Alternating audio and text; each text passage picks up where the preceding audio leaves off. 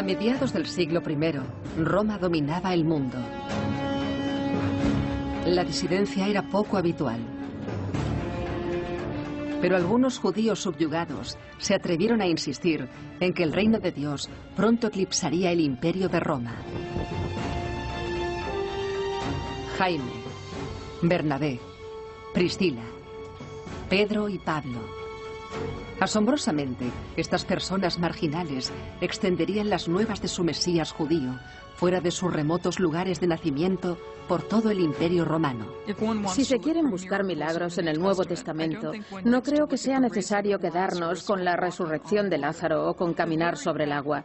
El simple hecho de que Pedro y Pablo pudieran tomar lo que era una religión parroquial y transformarla en una de importancia nacional e internacional es ya un milagro.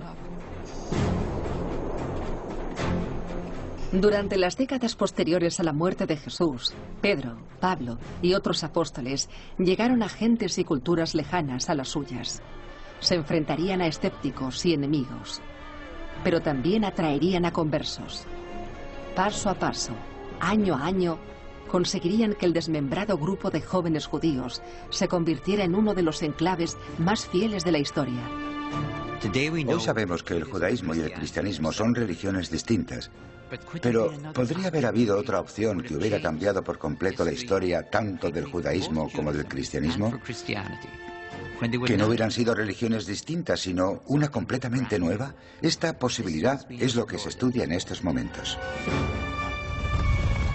Luchando por sobrevivir bajo el mayor imperio que el mundo había presenciado, intentando llegar más allá de los límites culturales y geográficos, para crecer sin separarse. Estas fueron las luchas que moldearon el primer movimiento de Jesús. Estas fueron las luchas de Pedro y Pablo.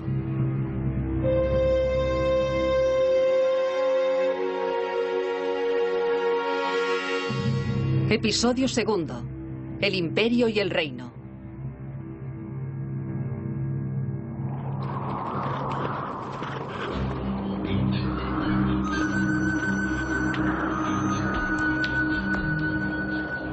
En el año 37, a medida que personas como Pedro y Pablo extendían la palabra de Jesús resucitado por el Imperio Romano, los sucesos que se desarrollaban en Roma influirían profundamente en el joven movimiento de Jesús. Un contemporáneo llamado Josefo cuenta la historia. Corrían rumores de que el emperador había muerto. Llegaron cartas del joven Calígula, una al Senado, que informaban de su sucesión al poder. Un joven excéntrico llamado Calígula se había convertido en emperador, el gobernante del vasto territorio romano. Y las gentes desde España hasta Turquía, desde Bretaña hasta Judea, estaban ahora sujetos a los caprichos de este joven César. Uno de sus súbditos, de las tierras de Judea, era el pescador Simón Pedro. Pedro era uno de los primeros seguidores del Jesús en vida y uno de los primeros en unirse a su movimiento. Creo que Pedro debió ser un hombre valiente. Debió haber sido valiente para seguir a Jesús en un primer momento porque Jesús era peligroso, hablaba de que Dios se convertiría en rey y había otros reyes a los que no les gustaba la idea. Por eso, al seguirle y ser su mano derecha, Pedro debió ser un tipo con agallas al principio, pero como tanta gente con agallas tenía un lado débil, tenía un lado vulnerable. Los evangelios cuentan que Pedro perdió los nervios cuando arrestaron a Jesús, que negó conocer a Jesús para salvar su propia vida.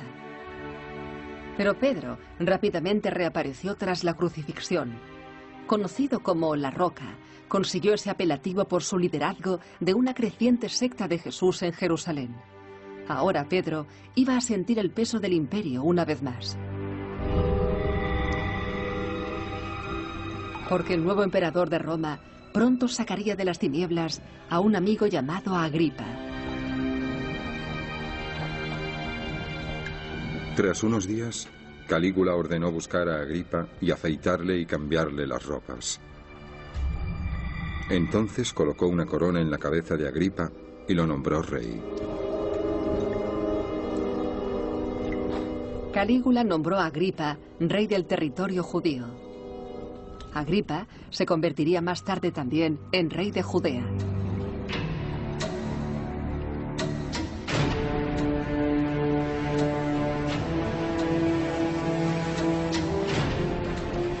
Los títulos de Agripa eran muy elevados, pero mientras navegaba hacia Judea, comprendió su lugar en el orden del Imperio Romano. El César lo había hecho rey, y el César podía destruirle. Agripa disfrutaría de las grandes recompensas del reinado solo si complacía al emperador romano.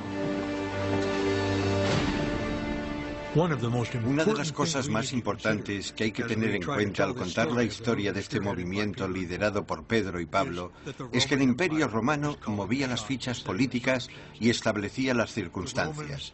Los romanos gobiernan Palestina y el modo en que realizan esta operación es mediante el gobierno indirecto, imponiendo a sus gobernantes desde Roma para que la imagen del Imperio Romano fuera la imagen de los propios judíos.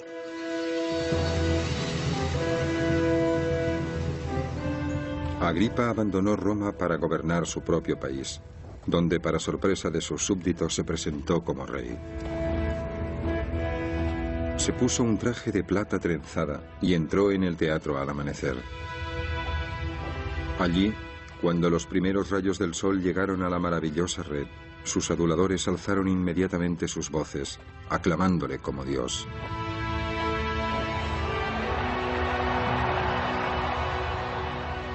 Agripa adoptó una pose mesiánica y tuvo poca paciencia con los que le contradecían, especialmente con Pedro y el pequeño grupo de judíos que se reunían en torno a la memoria de Jesús.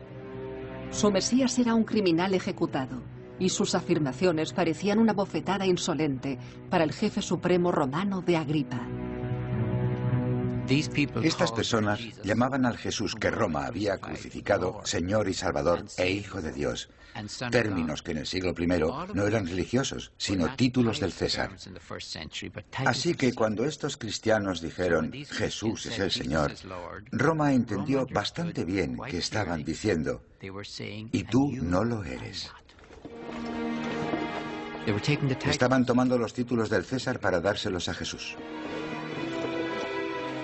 Las afirmaciones sobre Jesús y su reino podrían haberse precipitado rápidamente en la política imperial, ya que si no fomentaron activamente la rebelión, vislumbraban un futuro que era incompatible con la continuidad de la supremacía de Roma en la tierra.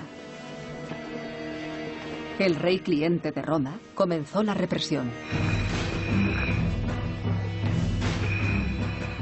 En esa época, el rey Herodes Agripa abordó a varios miembros de la asamblea. A Jaime, el hermano de Juan, lo mató con la espada. Un apóstol fue ejecutado como un criminal político. Y Pedro cayó también en la red de Agripa. Lo arrestaron y enviaron a ejecutarlo al día siguiente. Los seguidores de Jesús estaban al borde de la catástrofe. Tal como cuenta Lucas la historia, solo la intervención divina podría explicar que Pedro sobreviviera.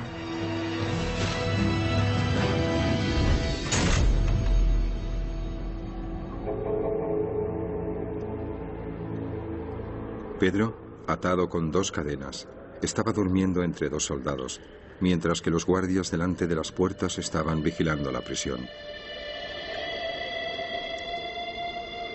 Entonces, un ángel del Señor apareció y una luz iluminó la estancia. Las cadenas cayeron de las manos de Pedro y éste siguió al ángel. Cuando hubieron pasado al primer y segundo guardia, llegaron ante la puerta de hierro que conducía a la ciudad, la cual se abrió para ellos.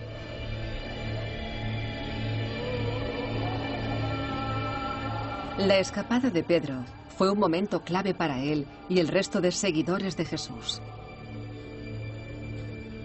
Pedro había sobrevivido, pero la represión parecía acabar con su posición de líder de este movimiento desfragmentador de Jesús. Tras mantener con vida la comunidad durante más de una década, Pedro, la Piedra, abandonó la ciudad. Y bajo la fuerza de la opresión, una figura menos conocida por las autoridades tomó el puesto de Pedro. Era Jaime, el hermano de Jesús. Tenemos que leer entre líneas para imaginar qué tipo de liderazgo habría ejercido Jaime en Jerusalén. Hay que especular un poco, pero puede que los judíos de Jerusalén presionaran para garantizar que este movimiento no hundiera el barco por demasiados frentes a la vez, por lo que tenían que aparentar estar manteniendo y defendiendo la ley judía convencional. Parece que Jaime era muy escrupuloso en ese sentido. Las fuerzas del imperio llevaron a Jaime y los seguidores de Jesús de Jerusalén a una actitud protectora. En esa peligrosa época era mejor no sobresalir. Y el respetar estrictamente la ley judía podría perjudicar su imagen. Pero no lo suficiente. Aunque se recuperaron de esta primera persecución a gran escala, se avecinaba otra crisis. Una crisis dentro de su propio movimiento.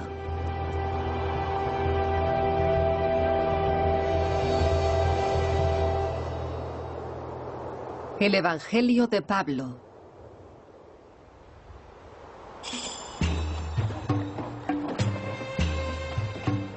Quiero que sepáis, hermanos y hermanas, que el Evangelio que yo predico no es de origen humano.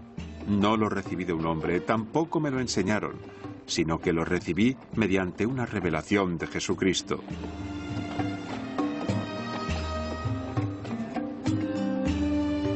A unos 500 kilómetros al norte de Jerusalén, en la ciudad romana de Antioquía, el apóstol Pablo y su compañero Bernabé trabajaban intensamente en propagar el movimiento de Jesús. Pablo se incorporó posteriormente a la causa.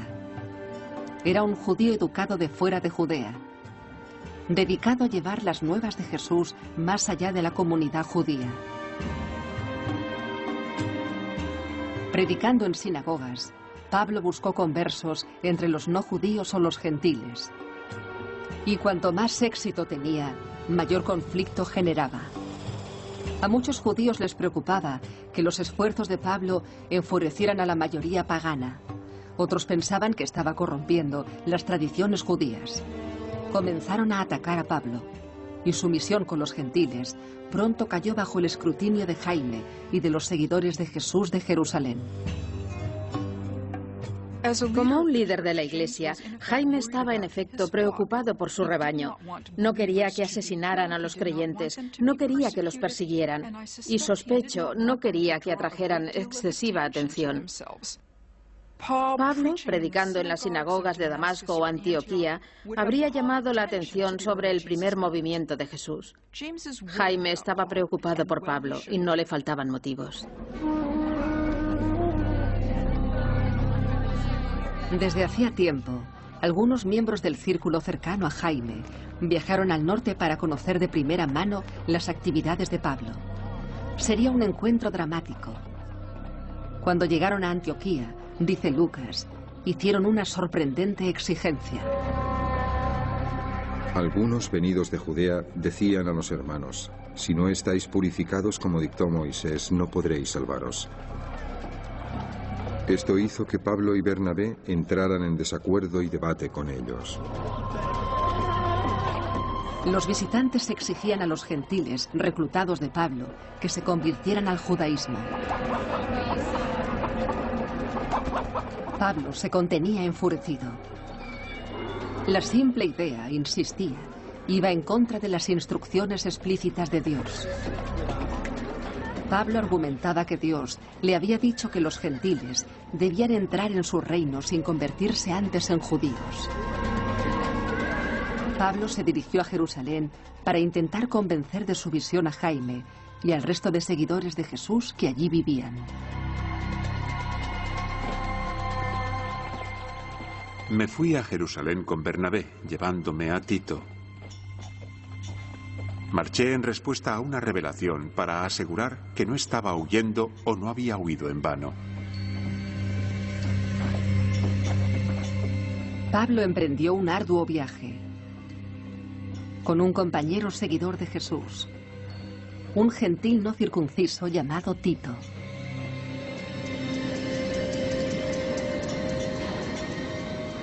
Viajaron unas 2 semanas a través de terrenos duros. hasta una ciudad que Pablo no había visto en 14 años.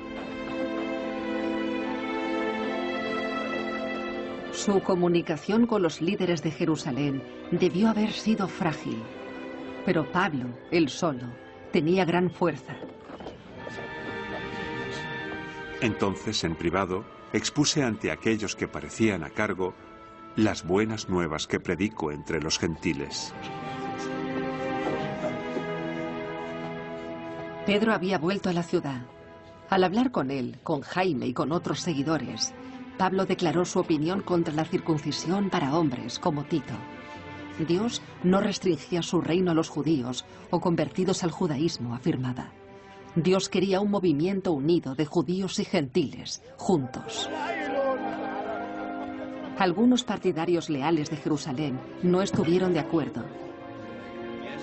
Los argumentos sobre la circuncisión simbolizaban diferentes visiones de los planes de Dios y diferentes versiones de cómo enfrentarse al amplio mundo. En este debate puede ayudarnos a evaluar la procedencia de los diversos jugadores. Recordemos que Pedro y Jaime eran ambos de Galilea, son de las afueras. Su perspectiva es en cierto modo limitada. Pablo provenía de la diáspora, había recorrido mundo, venía de una zona más grande y conocía las diferencias entre gentes de otros pueblos.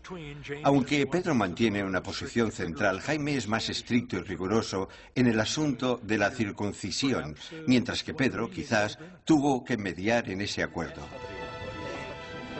Actualmente no está claro cómo se resolvió la disputa. Lucas dice que Pedro apoyó la posición de Pablo, que la roca hizo gala a su nombre, convirtiéndose en una piedra de apoyo entre las dos orillas. Se dijera lo que se dijera, Tito escapó a la circuncisión. Y Jaime y el resto de los seguidores de Jesús hicieron un trato. Un trato que parece confirmar la misión especial de Pablo con los gentiles. Me estrecharon sus manos derechas a mí y a Bernabé, acordando que nosotros iríamos a por los gentiles y ellos a por los circuncisos. Solo remarcaron un punto, que debíamos acordarnos de los pobres. Justo lo que estaba deseando hacer. Acordaos de los pobres.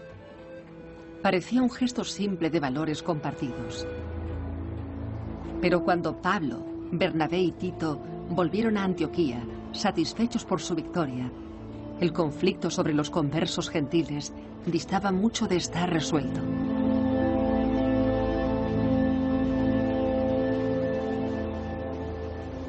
Demasiado alboroto.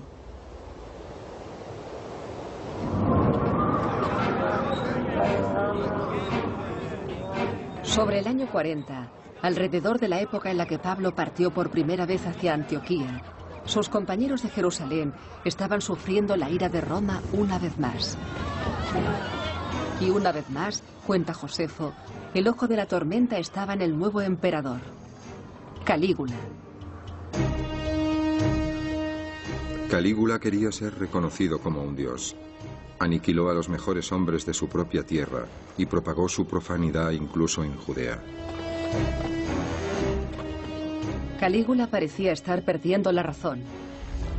Exigía una adoración con total devoción, y mientras muchos romanos estaban ofendidos, los súbditos judíos del emperador eran destruidos, porque los judíos solo adoraban a un dios, el Dios de Israel.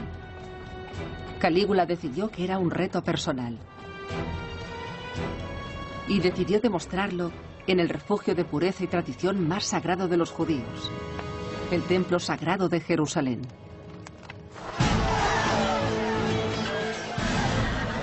Calígula envió un ejército contra Jerusalén con órdenes de levantar estatuas de sí mismo en el templo. Si los judíos no aceptaban las estatuas, mataría a los que se opusieran y esclavizaría al resto de la población. El miedo los inundó a todos. Mantuvieron la ley y las costumbres de sus padres. Los judíos dijeron que si Calígula quería poner estatuas, tendría que sacrificar a todo el pueblo judío.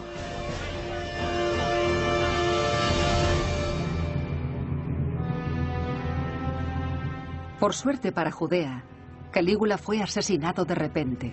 Se evitó una masacre por muy poco.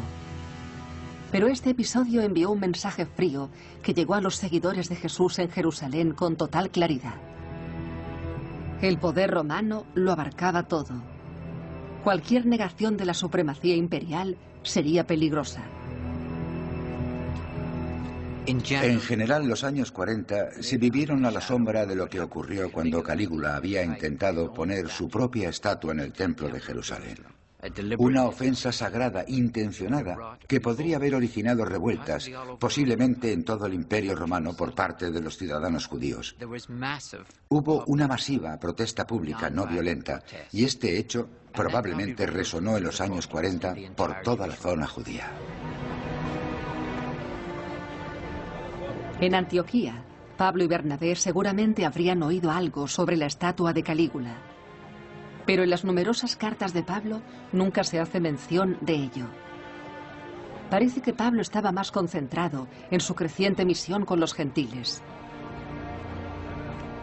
Creía que las conversiones extendidas proclamaban el reino de Dios. Pero a medida que se unían más gentiles, los reclutas de Pablo también estaban introduciendo cambios vejatorios para el movimiento de Jesús judío. Las leyes judías se estaban abreviando, las costumbres judías se estaban dejando a un lado, y algunos de los compañeros judíos de Pablo sintieron que esa tendencia era enormemente molesta. Cuantos más gentiles acudían a la iglesia, más difícil era, especialmente para los miembros más antiguos de la comunidad, determinar qué se suponía que debían hacer, cómo se suponía que se debían comportar. Si con el tiempo los gentiles superaran en número a los judíos, ¿quién iba a controlar la iglesia? ¿Qué prácticas iban a conocer los seguidores de Jesús? Estas preguntas empezaron a resonar en Antioquía ya en el año 49. Sobre esa época, Pedro llegó de Jerusalén. Pudiera ser que Pedro estuviera cumpliendo su parte del acuerdo de Jerusalén. Pudiera estar predicando a la gran comunidad judía, mientras que Bernabé se dirigía a los gentiles de la ciudad.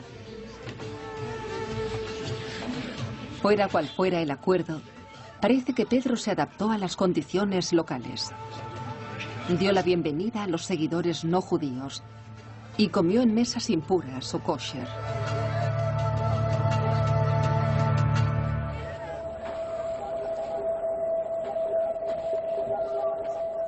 Pero la concordia no duró mucho. Nuevos hombres llegaban de Jerusalén. Eran enviados, Pablo declaró más tarde, por Jaime. Y estaban consternados por lo que veían.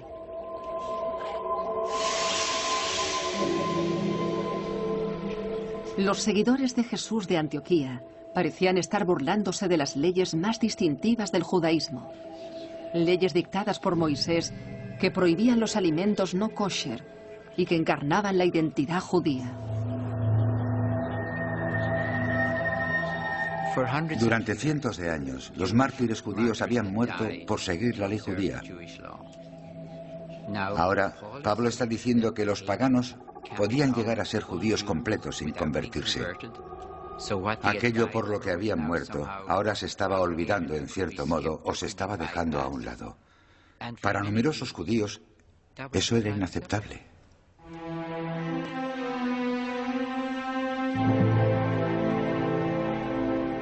Los hombres de Jerusalén insistían en que los líderes judíos comieran apartados de los gentiles impuros. Habían invocado a toda la autoridad de los apóstoles de Jerusalén. Hombres que conocieron a Jesús en persona y que, en el caso de Jaime, eran incluso miembros de su familia. Pedro y Bernabé lo consintieron. Pero Pablo no aceptó una retirada. Furioso con sus compañeros por retractarse, dio a Pedro un azote dialéctico público. Me opuse a él cara a cara, porque ya estaba condenado. Porque antes de que vinieran algunas personas de parte de Jaime, él había comido con los gentiles. Pero cuando llegaron se retractó, por temor a la sección de la circuncisión. El resto de los judíos se sumó a su hipocresía, incluso arrastraron a Bernabé. Parecía que Pablo no se rendía en este aspecto, estaba obcecado incluso. Pero era importante para él que el movimiento tuviera algún modo de demostrar la solidaridad entre gentes diversas, y le parecía que debía haber compañerismo a la mesa. Es difícil afirmar hasta qué punto Pablo forzó esto. ¿Es aquí donde surgió el cisma? ¿Solo por esta cuestión de compañerismo a la mesa? Es posible, pero no podemos asegurarlo. Sabemos que el conflicto sobre el compañerismo a la mesa abrió una gran brecha entre las visiones de Pablo y Jaime. Pedro, el mediador, no podía apoyar a ambos. Parecía que la crisis hizo que Pablo rompiera con Bernabé para volver a la comunidad a la que había dedicado una década en construir. Y peor aún, parecía que la crisis hizo añicos la esperanza de Pablo de un único movimiento de Jesús.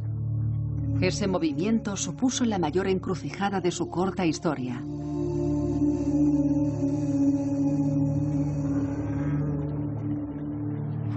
El quid de la cuestión es si vamos a tener una comunidad cristiana gentil y una comunidad cristiana judía. ¿Vamos a tener dos iglesias o una sola? Si vamos a tener una, ¿cómo van a integrarse? Ese era el problema. ¿Cómo va la iglesia con estas dos posturas, estas dos divisiones que había? ¿Cómo va a permanecer como una iglesia? ¿Va a seguir siendo una iglesia? En el calor del conflicto, parece que Pablo había contestado que no. Pero no se rindió. En vez de ello, ampliaría su visión de la misión: judíos y gentiles, ricos y pobres, griegos, israelitas, españoles y romanos. Todo el mundo debe escuchar las noticias y deben escuchar la versión de Pablo. El tiempo se agotaba. El reino de Roma estaba en decadencia, creía Pablo. Amanecía el reino de Dios. Pero el tiempo también se estaba agotando para Pablo. Cualquiera que mostrara pasiones públicas, ciudad tras ciudad, grupo tras grupo, estaba condenado a enfrentarse con los defensores del orden romano, antes o después.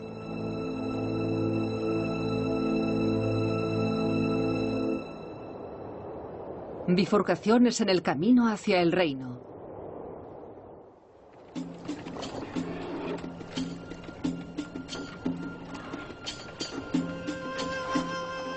En el comienzo de la década de los 50, Jesús llevaba muerto unos 20 años. Su movimiento había seguido creciendo, pero también lo hacía el abismo que separaba las comunidades hijas de Jesús de fuera de Judea y su grupo fundador en Jerusalén. Se produjo un incendio en la gran explanada de Jerusalén. Muchos judíos la estaban cruzando de camino a una celebración y mataron a uno de ellos. Según Josefo, Judea se acercaba cada vez más hacia el conflicto abierto con Roma. Cuando el crimen se conoció en Jerusalén, todo el pueblo se sintió atacado. Marcharon a luchar hasta el lugar. Pero el gobernador romano fue con una tropa de infantería y apresó a muchos y mató incluso a más.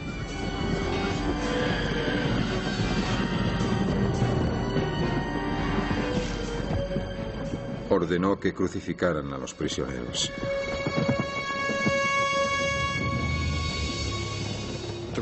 Los romanos reaccionaban con furia ante cualquier agitador, especialmente en las zonas no civilizadas, como Palestina.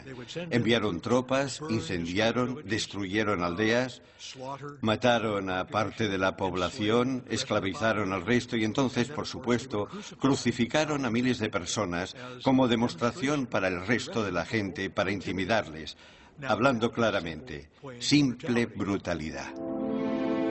Tales atrocidades escasamente azotaron Grecia, Macedonia o Asia Menor, las tierras que cogieron bien la misión de Pablo durante estos mismos años.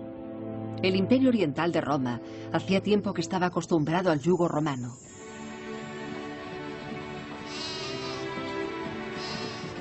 Fue aquí lejos de la influencia de los sitiados líderes de Jerusalén, donde Pablo comenzó a construir un nuevo tipo de comunidad.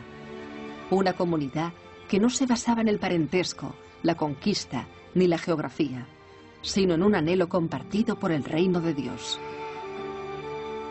Pablo pasó casi un año en Asia Menor. Entonces, sobre el año 50, Pablo viajó hasta la ciudad griega de Corinto. Sería uno de los lugares más importantes de su carrera como misionero. Nuestro corazón está abierto a vosotros, corintios. Somos los primeros en llegar a esta distancia con las buenas nuevas de Dios. Cuando llegó allí, Pablo estaba encantado de que ningún otro misionero de Jesús le hubiese precedido. La visión de Pablo no encontraba réplicas. Los primeros conversos que realizó en Corinto fueron Estéfano y su gran familia. Probablemente de origen romano, es posible que tuvieran un número de sirvientes y esclavos. Estaba Erasto, aunque era un sirviente público. Y estaban Priscila y Áquila. Esta pareja acababa de ser expulsada de Roma. Como Pablo, eran tejedores y se convirtieron en su principal apoyo. Bajo la tutela de Pablo, la Asamblea de Corinto asumió una calidad especial. En una época de fuertes divisiones, los corintios aunaron grupos distintos, prósperos y pobres, esclavos y amos, hombres y mujeres, todos mezclados en la comunidad de Pablo, y todos eran el centro de su proyecto vital.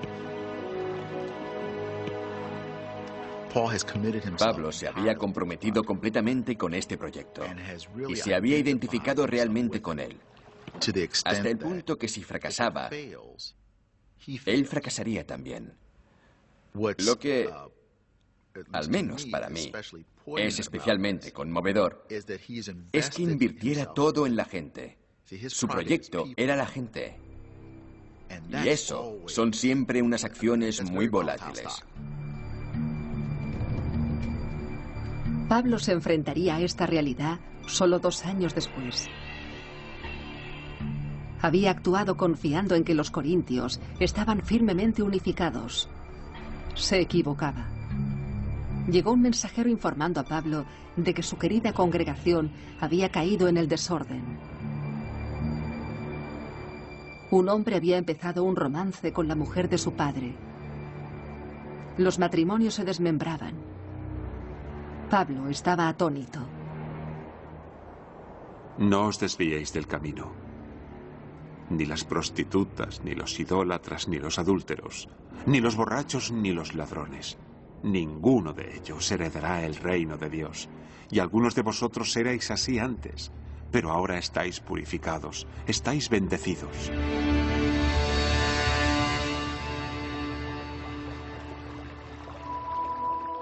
Aunque había noticias peores, a Corinto habían llegado nuevos y carismáticos misioneros en ausencia de Pablo, y se habían apropiado de algunos seguidores del rebaño de Pablo. Algunos, como un misterioso predicador llamado Apolos, ofrecía un camino distinto hacia la salvación, un camino que parecía empeorar las divisiones sociales. La comunidad corintia se dividió en facciones y se desató una rivalidad abierta. Pablo lanzó una llamada enardecida. A la Asamblea de Dios que está en Corinto, os ruego, hermanos, que permanezcáis unidos en un mismo pensamiento y opinión. He oído que hay desacuerdos entre vosotros. He oído que decís, yo soy de Pablo, o yo soy de Apolos, o yo soy de Cefas.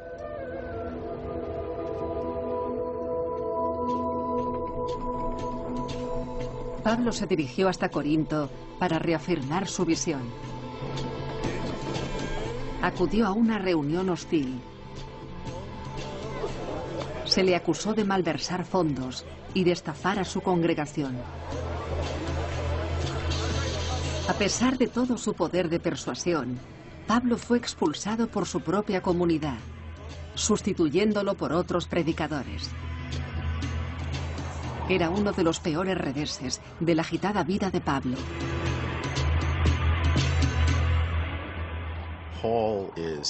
Pablo se encontraba muy mal. Sus relaciones públicas habituales se encontraban bajo mínimos con la gente a la que consideraba casi como a hijos espiritualmente. Les decía, hermanos, ¿recordáis el Evangelio que os enseñé? Trata de un Mesías que sufrió. No podéis entenderlo, no podéis comprender el Evangelio, a no ser que entendáis el sufrimiento. Y yo entiendo el sufrimiento. Si esos hombres que compiten contra mí no están recomendando eso como sus credenciales, entonces no saben de lo que están hablando.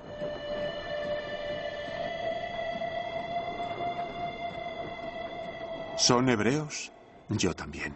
¿Son israelitas? Yo también. ¿Son ministros de Cristo? Hablo como un loco, pero los supero. Mi sufrimiento es mayor. Mis encarcelamientos más numerosos, mis palizas más frecuentes, a veces cercanas a la muerte. Soy un tonto. Vosotros, corintios, me habéis convertido en tonto. Deberíais haber sido mis defensores. De ninguna forma soy inferior a estos superapóstoles.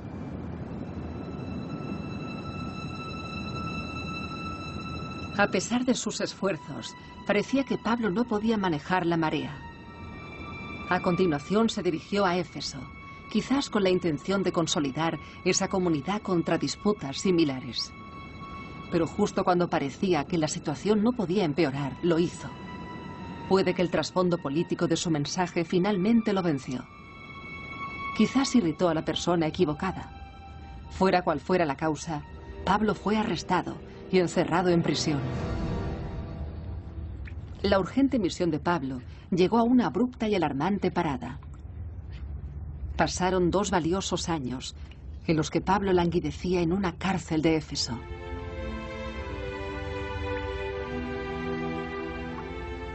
Los esfuerzos de su vida habían llegado a un infructuoso final. 2 décadas de predicación, organización y sacrificio parecían que iban a acabar en el aislamiento de una prisión romana. En cartas a algunos de los primeros conversos, Pablo parecía resignado a su suerte. Es mi mayor deseo y esperanza que no me abandone el coraje y que Cristo se introduzca en mi cuerpo, ya sea vivo o muerto. No sé qué elegiría.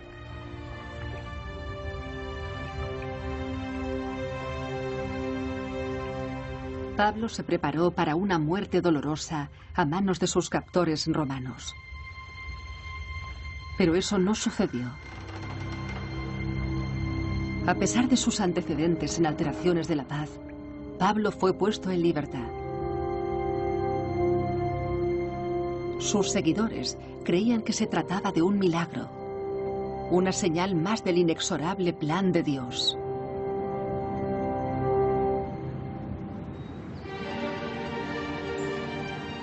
Pero aún había más. Cuando Pablo caminaba por los montañosos caminos de Macedonia, el norte de Grecia en la actualidad, Pablo recibió unas noticias asombrosas. Su viejo amigo y colaborador Tito llegó de Corinto con las noticias de que los corintios habían realizado un cambio de idea. Habían regresado al rebaño de Pablo. Y lo más milagroso de todo, las dispersas comunidades que Pablo había fundado se habían unido en un acto de impredecible unidad. Habían atendido a su llamada a una gran recolección para los pobres y habían conseguido un gran donativo que se enviaría a Jerusalén. Era una demostración de su fe compartida y para Pablo, una victoria de su pisoteada visión.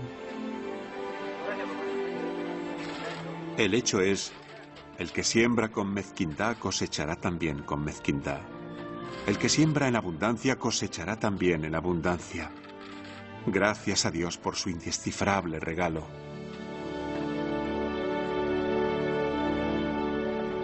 Habiendo conseguido el donativo, parece que Pablo concluyó su trabajo en el Imperio Oriental de Roma.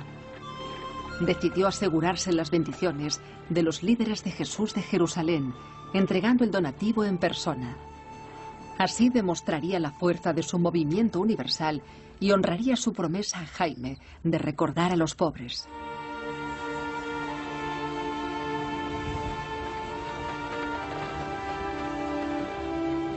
Alrededor del año 56, Pablo embarcó hacia Judea, en un último y dramático esfuerzo de forjar un movimiento de Jesús unido.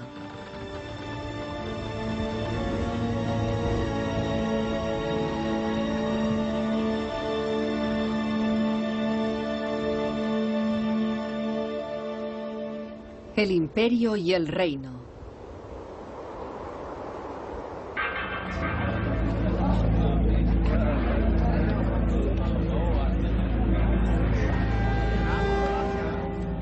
Otra casta de criminales invadió Jerusalén.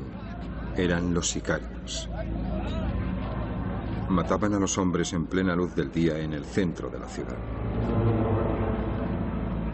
Se sabía que solían mezclarse entre la multitud en las celebraciones, con pequeños puñales bajo la ropa para apuñalar a sus enemigos.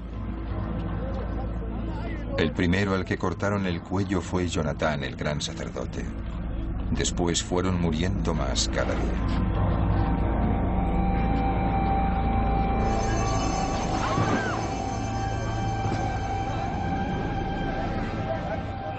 A medida que Pablo se aproximaba a Jerusalén, el historiador romano Josefo describe una ciudad sumida en el caos. Los asesinos locales inundaban las calles, matando a judíos aliados de Roma. Los demagogos incitaban a la muchedumbre a desafiar abiertamente a las legiones romanas. Pero a pesar de todo ello, Pablo continuó adelante.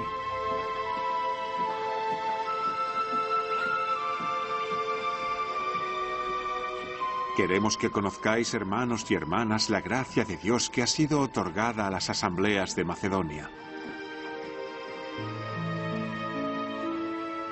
Sus congregaciones en la Grecia y Turquía actuales le habían hecho una generosa oferta. Su abundante júbilo y su extrema pobreza se han inundado de gran generosidad.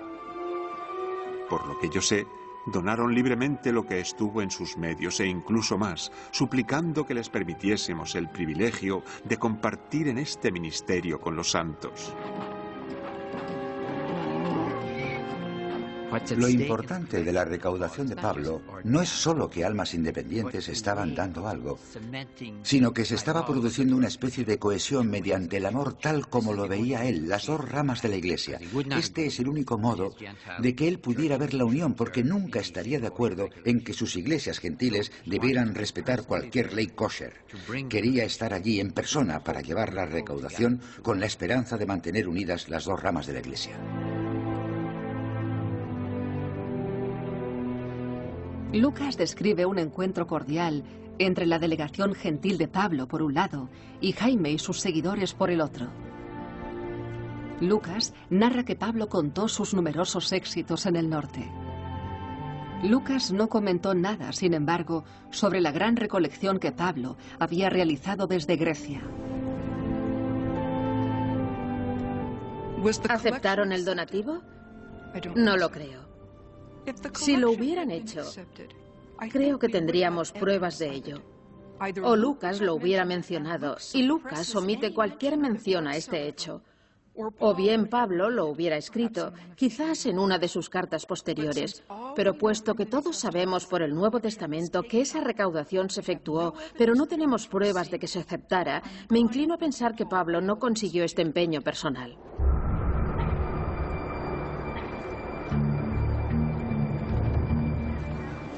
Si Jaime y el resto hubieran rechazado el donativo de Pablo, habrían renunciado a la visión de Pablo de un movimiento unido. Quizás no tenían otras opciones.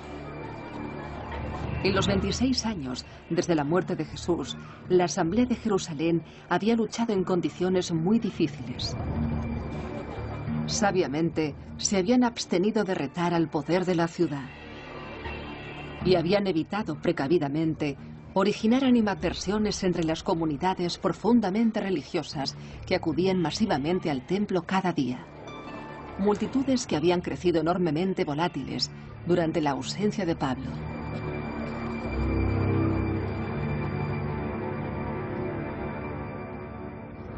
En este panorama, los compañeros gentiles de Pablo podrían haber alarmado fácilmente a Jaime y al resto. Y como podrían haber temido, los esfuerzos de Pablo en Jerusalén pronto se volvieron peligrosamente duros. Tal como Lucas narra la historia, al día siguiente, Pablo fue recriminado por acompañar con desfachatez a los gentiles en el templo.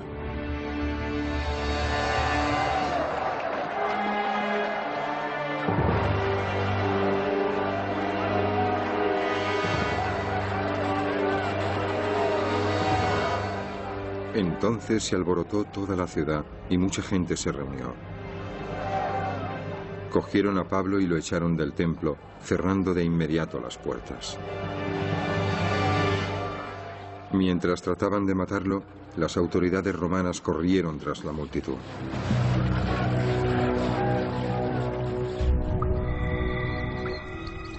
Según Lucas, la tribuna de Roma se preparó para castigar a Pablo por alterar la paz.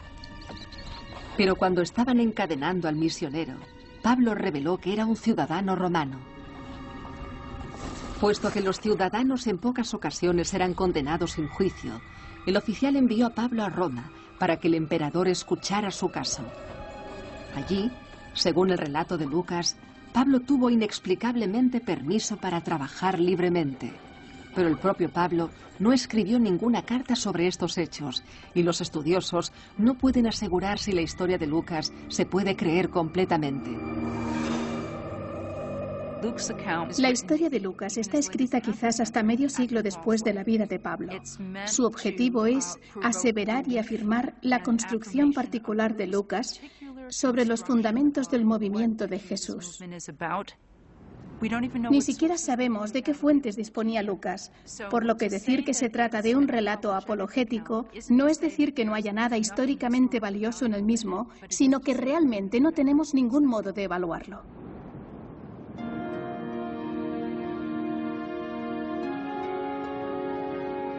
Queda claro que Pablo tenía intenciones de visitar Roma y que la capital del imperio ya acogía una comunidad significativa de seguidores de Jesús décadas después de la muerte de Jesús.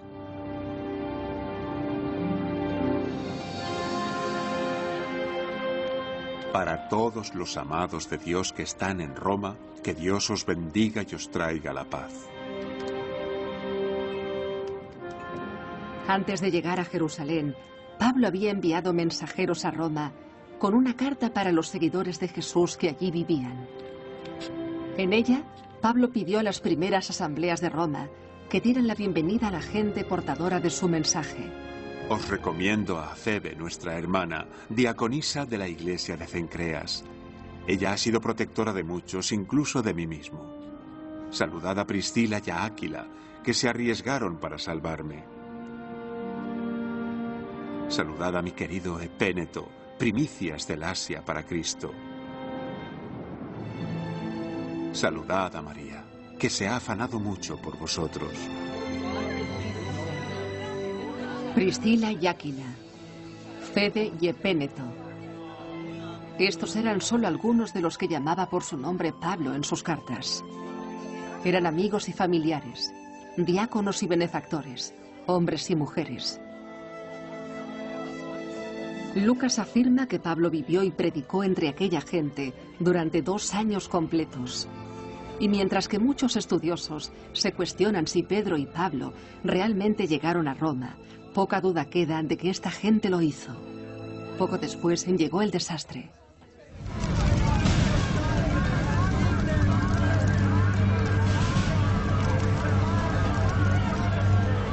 En el año 64 hubo un gran incendio. El fuego destruyó grandes partes de Roma y diezmó a los queridos seguidores de Pablo. En el inicio del incendio, el emperador Nerón decidió culpar a la nueva comunidad de Jesús en Roma del desastre.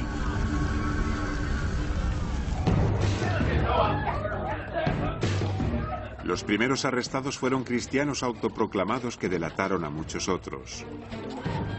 Fueron condenados no por incendio premeditado, sino por odio hacia la humanidad. El historiador romano Tácito describe la primera purga de seguidores de Jesús. Aunque después se sucederían algunas más, pocas sufrieron tal brutalidad de Nerón. Sus ejecuciones se realizaban como espectáculos públicos. Se les cubría con pieles de animales y eran despedazados por los perros. O se les clavaba en cruces o se les quemaba para utilizarlos como antorchas durante la noche. Aunque eran culpables y merecían un duro castigo, causaban pena porque estaban siendo sacrificados no por el bien público, sino por la crueldad de un hombre.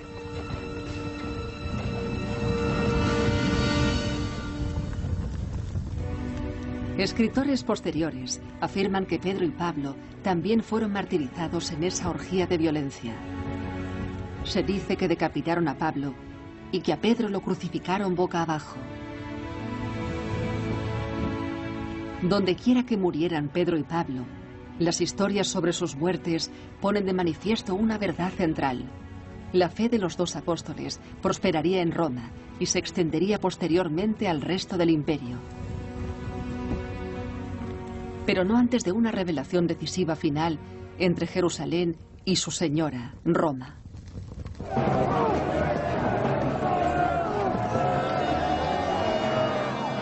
Dos años después del gran incendio de Roma, las décadas de tensiones superpuestas en la agitada provincia de Judea entraron en erupción en forma de una gran rebelión.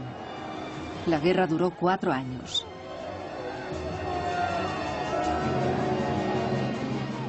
Cuando el ejército romano finalmente obtuvo el control, incendiaron el templo sagrado.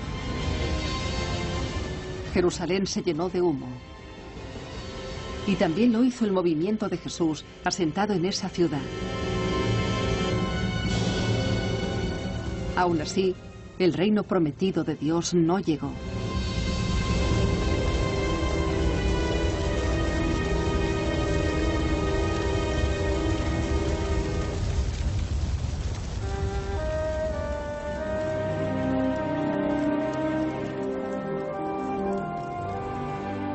Aquí, entre el humo de Jerusalén, las sendas paralelas encarnadas en Pedro y Pablo se convirtieron en caminos distintos para siempre.